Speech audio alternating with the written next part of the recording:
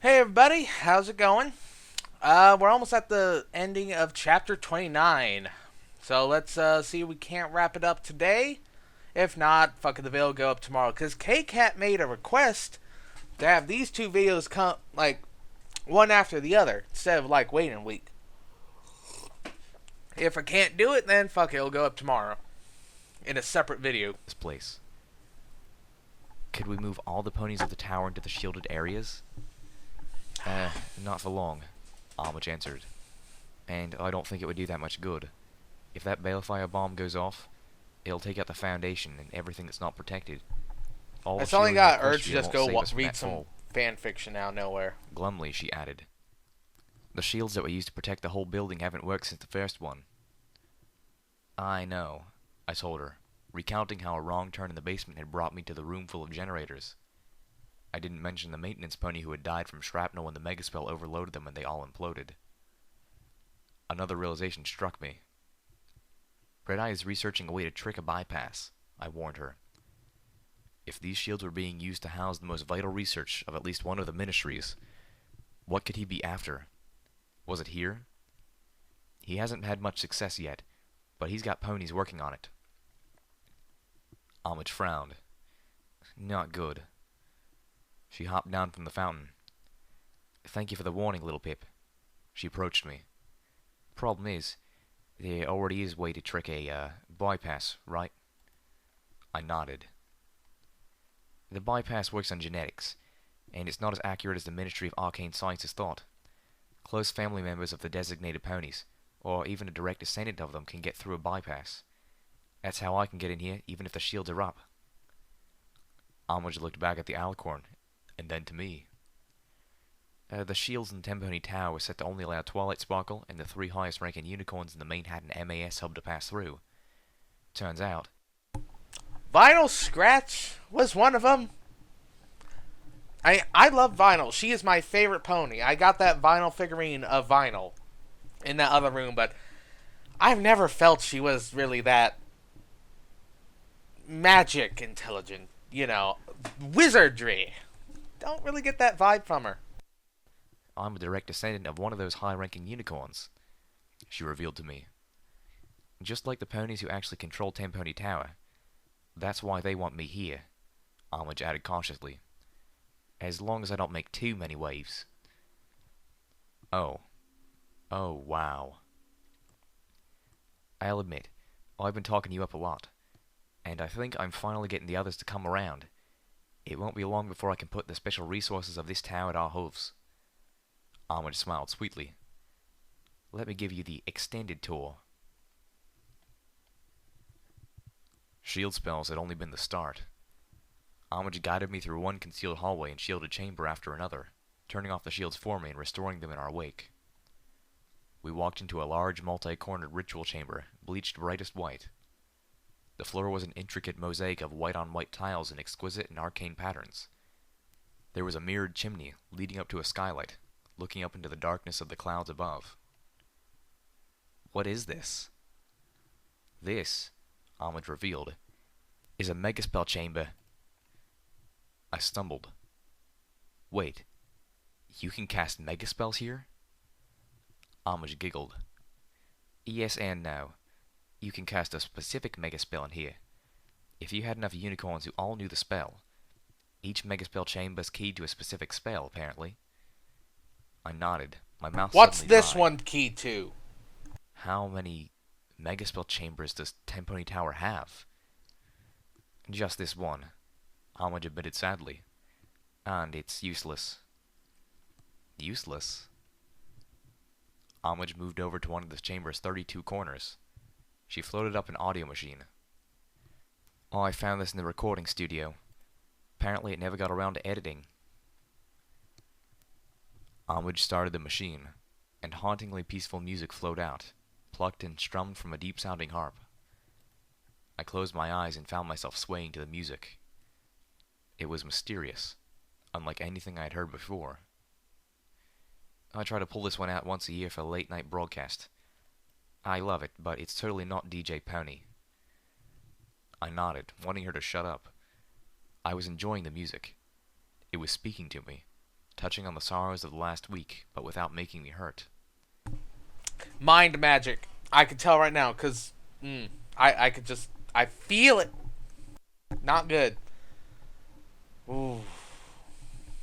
What's it do? What dark secrets does that music hold? The music ended in a rippling wave of sound that slowly reverberated away. I heard a voice from the recording, sounding like somebody was speaking through the recording studio's intercom. That was beautiful Lyra. Next, let's try. But an argument in the background, at first almost too quiet to hear, was quickly growing louder. From inside the recording chamber, the voice of a mare who I assumed was Lyra spoke up. What's going on? You didn't hear this from me, but Twilight Sparkle's gone the last 3 days without sleep, trying to prepare for the princess's inspection, and has been in supreme bitchy mode all day long. I suggest steering clear. Don't worry, I don't think she'll come in here.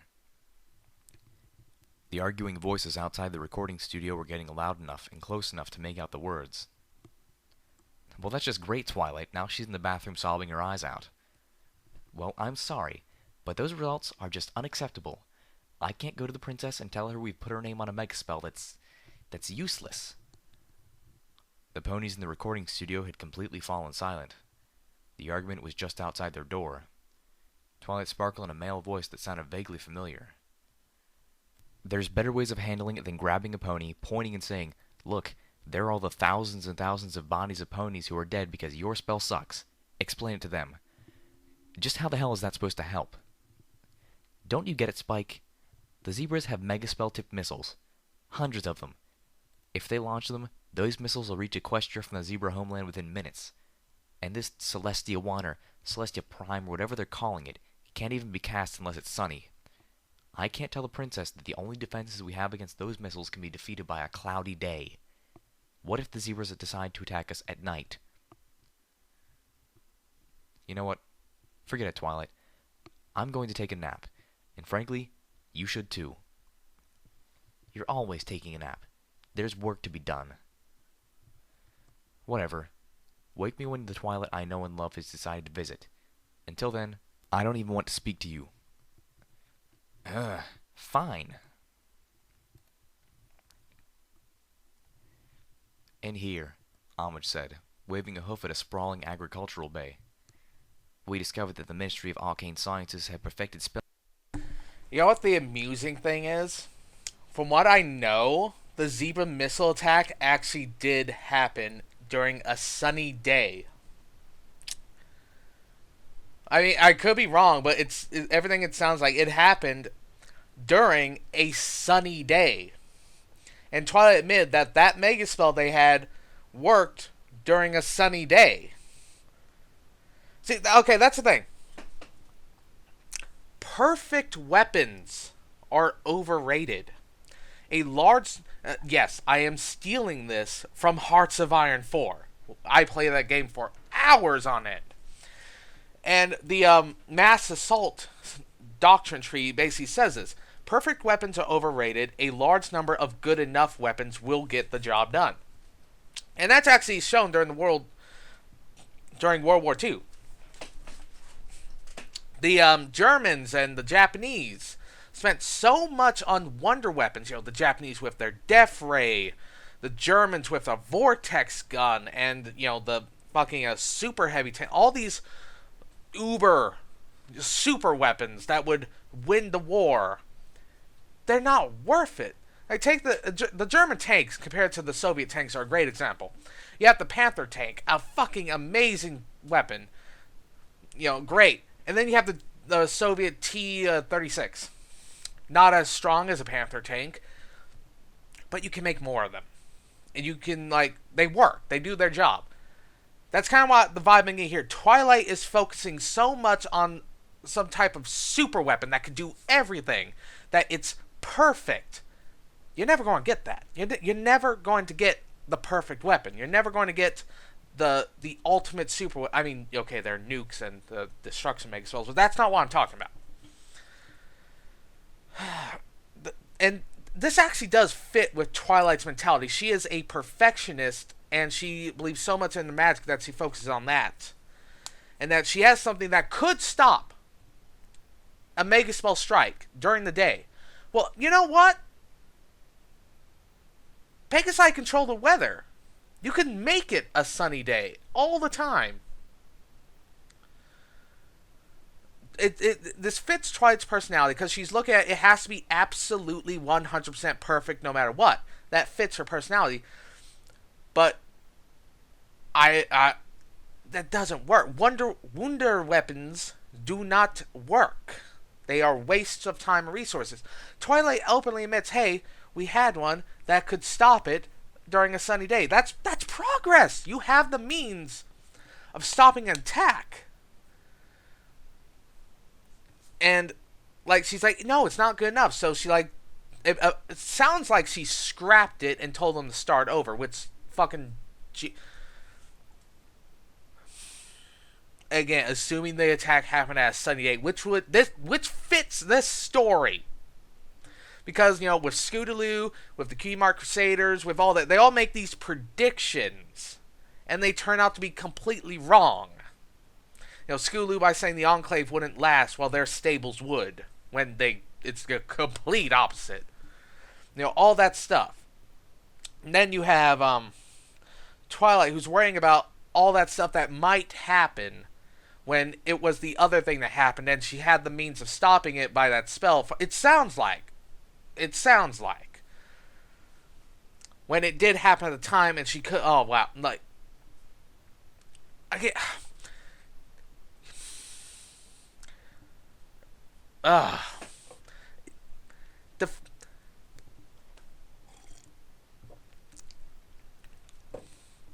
The feeling that you just want to claw into these characters' brains and learn about what they were thinking as it goes down, or like go to the afterlife or summon their spirits with necromancy or something, just talk to them to get their feelings and thoughts on the current situation.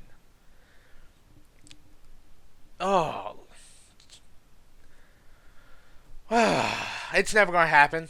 Unless, K-Cat, you're writing up a massive document you're going to send me as soon as I finish this that answers all my questions at the end about what these characters were feeling and thinking, which would be a nice present. I don't think you are. I doubt you are, but it would be nice. Spells that purified water, cleaned radiation, and even purged taint. I boggled.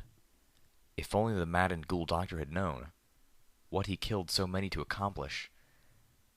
Unfortunately, Homage informed me, these spells only work in an extremely small scale.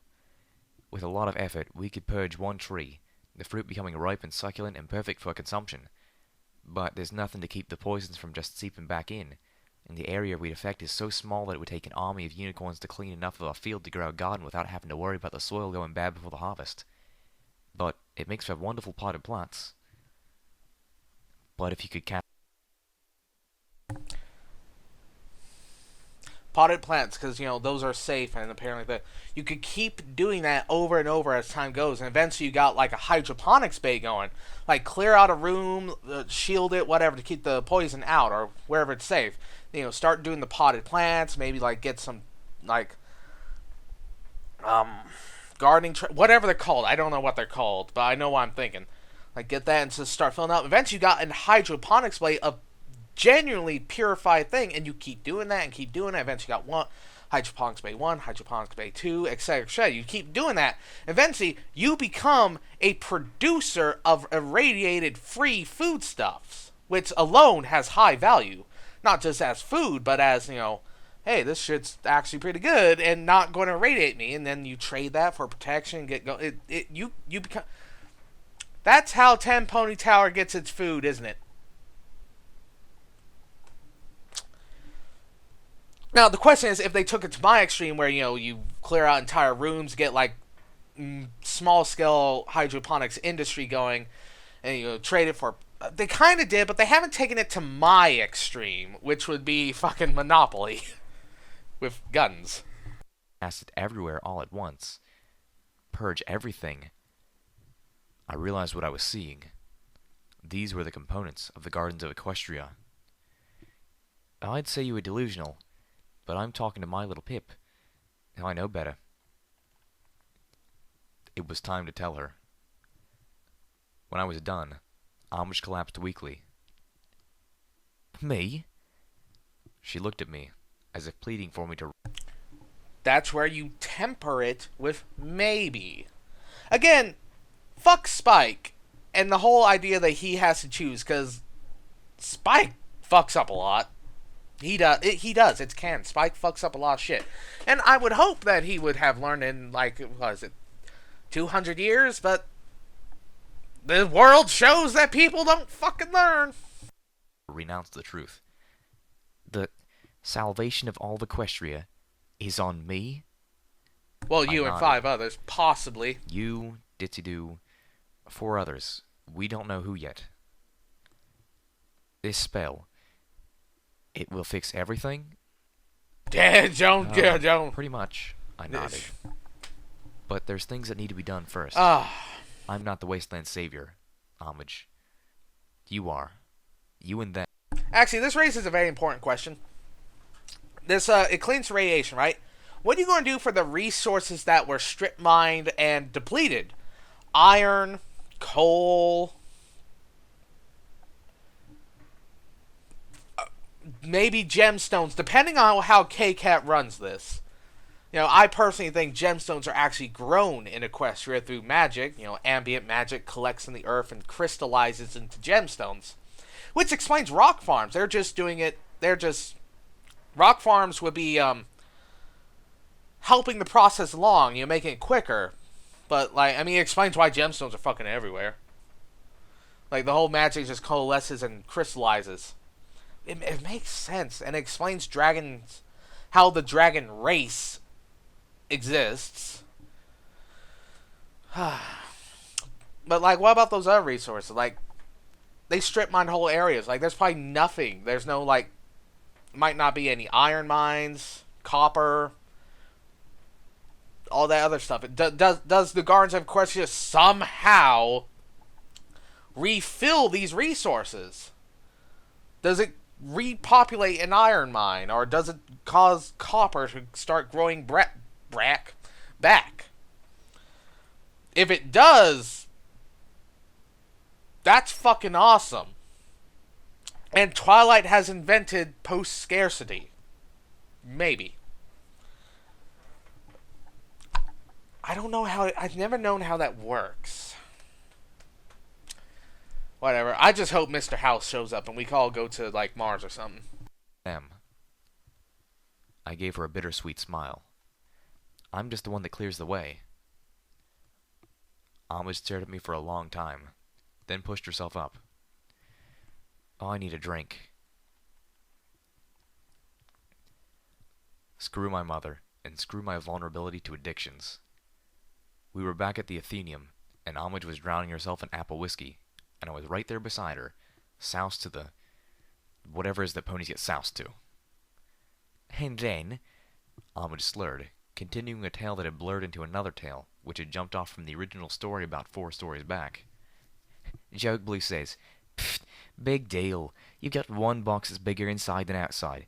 Well, Mr. Hooves, I've got 4 little saddlebags, and I can carry about 30 rifles in them, and more ammo than you can shake a hoof at. Hell, you should see how many rakes I can cram into my toolbox back home." Homage thumped down the apple whiskey bottle on the table for emphasis.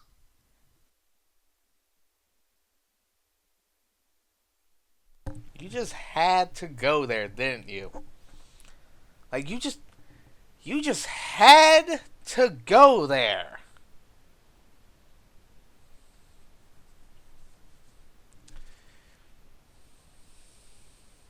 What the fuck was Doctor Who... Doctor Who even doing here? Like, what adventure was he on?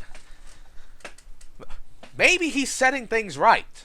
Maybe he sees, like, oh... Maybe he comes to Fallout Quest like, oh, shit, it's not supposed to be like this. So he goes back and fixes it. Maybe... That explains the canon universe. Let's go with that. I paused, waving my hooves as I tried to measure my imagination. I was drunk and probably missing something, because there was no way a rake could fit in a toolbox. I finally gave up, deciding it must be a joke. Joke Blue's a funny name. How'd she get that? Homage became more somber, although no more sober. Birth defect. Her mother was hit by a killing joke while pregnant. Lucky either of them survived. Oh, I said, not really Killing joke? understanding, but reaching out a comforting hoof anyway. It seemed the right thing to do, even though I ended up knocking over several of the apple whiskey bottles. Fortunately, most of them were empty. A memory struck me, and I began to cry again. Pip, what is it? With a shuddering breath, I recounted. I shot one of the Steel Rangers in the back of the head. I think it was the one that killed my old mentor, but I'm not sure. Well, sounds like the bitch deserved it. Sounds like all the Steel Rangers did. Yeah, I know, but I just snuck up and shot her, and kept shooting, even after she was dead, until I'd emptied little Macintosh into her corpse. Please. Okay, this is gonna be really demented and kind of psychotic and fucked up. But I hope Little Pip's crying over the fact she wasted ammunition rather than capped that guy from behind. God, that would be so fucked up. But that's what I hope. Oh God, am I a bad person? My breast heaved with a shudder. I don't like the pony I'm becoming. I think I'm losing myself. My voice hitched. Monterey Jack was right. I'm running out of me to save. Homage was by my side. I didn't remember her leaving her chair. For the second time that night, she held me as I began to cry. She gently led me towards her bed. Come here, Little Pip. See, I feel like that's drunk Lil Pip speaking, or maybe it's just me and my personal viewpoint of the world, but I actually don't see anything about that being Monterey Jack being correct. Like, again, I don't see it. Lil Pip says that he's right, but I don't know. I just don't see it. Again, that could just be me and my viewpoint, or Lil Pip's just fucking drunk. I don't know. Pip, just rest for now. If Red Eye had any problem with me staying at 10 Pony Tower, he did nothing to show it. Even the loss of the Alicorn and Griffin seemed to go unnoticed. I knew that should worry me. Instead, I ignored it. Instead, I relaxed. I even went to the spa with Homage. Twice. I didn't want to think of myself as a selfish pony, but fuck Red Eye. I needed this. And hadn't I earned at least a little of it? Maybe not, considering my mistakes. The damaged memory orb, that really stupid battle plan, going behind the wall alone. But if I didn't, then my companions certainly did. I had hoped that Xenith and Homage would get along. But while Homage seemed to like the zebra, Xenith maintained a thankful but remote demeanor, even a touch frosty. It made the muffin-baking sessions in the kitchen awkward enough that I spent that time in the library, sitting at the table, researching and reading. I had just finished a comparative reading of the library's unabridged version of Applied Gemstones with my own, and was staring up at the huge painting of Splendid Valley when Xenith trotted in. Any luck trying to find your daughter? I asked, trying to sound casual as I reminded her what an exceptional and unique tool Homage had put at the zebra's disposal. Yes and no, Xenith replied. I have seen signs of her tribe. They have been living in the foothills beneath the Canterlot ruins. She quickly added, safely outside the cloud, but I have seen no sign of my daughter. Still, I thank you for this. You should be thanking Homage. I have. Then why do you act so cold around her? The zebra contemplated me, judged me, then finally said, Did you not see the weapon she used? Your lover has been touched by the stars. She is cursed. No good can come of her. Fuck you! Xenith walked out. Well, fuck. It would seem that even now there was no reasoning with a zebra when it came to that nonsense. I was probably lucky I didn't step in any star-spawn blood, or she might think I was cursed too. There's no such thing as curses, I called out after her in frustration. With a deep sigh, I buried my head in the scattering of books. okay, from what that always bothered me about Twilight and that whole episode. You have magic, you have magical enchantments. Thus, if you can enchant something, a curse is just an enchantment that does bad shit. God, that always fucking bothered me. But still, fuck you, Xenith. Like, oh my god, that bothers me so much. Seriously, that actually bothers me. Like, oh. A few minutes later, Homage strode in, a puff of muffin batter on her nose. Now then, she whispered huskily as she wrapped her forelegs around me. I flushed, feeling a pleasant, uncomfortable fluttering wash over my body like I'd fallen into a bed of butterflies. Where was I? Also, Xenith's whole thing, she was in a vault. Okay, maybe not her herself, but it sounds like, oh god, maybe I'm getting this all fucked up.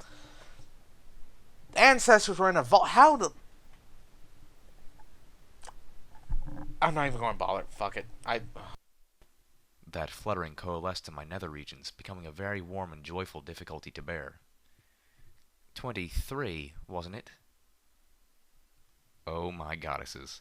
She was actually counting. The sky bandit cut through the air as we approached Splendid Valley. The sky was crisp and slightly stained with smoke. The valley below was a rocky wasteland completely barren of life. Scattered small holes were the only warnings that the caves beneath were home to dozens, if not hundreds, of the most dangerous monsters in all of Equestria. Hellhounds. I floated out my binoculars and stared towards the horizon.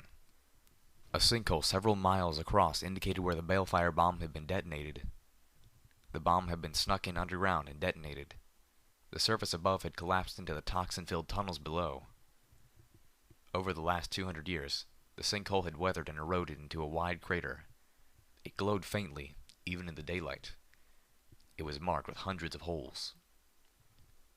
On the cusp of the crater, I saw the crumbling walls of the Maripony. Once a station for gem mining, the building had more in common with Shatterhoof than any of the ministry hubs that I had seen. It could have passed for a fortress, but a devastated one. The explosion and sinkhole had torn away part of the foundation and crumbled the rest. About a third of the building had collapsed into the crater. The rest had suffered a megaquake. Is that where the Minutemen hang out? Nelly. If the goddess done survive that, I reckon she probably earned 200 years of living. What is the plan, little one? Plan? Velvet Remedy chuckled. I think Little Pip's just planning to go in there and shoot her. My friends had all spent the last couple days in much-needed recovery, as had I. Despite the mounting hopelessness of our mission, everyone was well-rested and back in form. If I was going to fail and die, I was happy it would be like this, with these ponies. No, wait. Zebras weren't ponies. With these people. Well, then it's a darn good thing I sold all those guns and bought us plenty of ammo. Even managed to get some enchanted ones for little Macintosh. Don't know if they're enchanted with a goddess slaying, but we can hope. Derpy comes in. Special offer. God-slaying bullets. Five caps off. Fucking great. Pip Buckin brought up my eyes forward sparkle. I checked the date and time. Ditsy Doos should have her muffins by now. I smiled to Xenith. Thanks for your help with that. I'm sure she'll love 'em. It struck me that when Xenith and I had walked across the moat and outside the wall, I had been in the equestrian wasteland for over 5 weeks. Now it was nearly 6. 6 weeks from apprentice pit-buck technician to would-be deity slayer. My life quite a is career surreal. path. Velvet Remedy leaned close. So, how high did you get to? I blushed hotly and buried my face in my forearms. 48. Look sharp, Calamity called out. Income at high 8. And we're leaving off there for this video. Still haven't completed it, so the next one will be out tomorrow. See you later.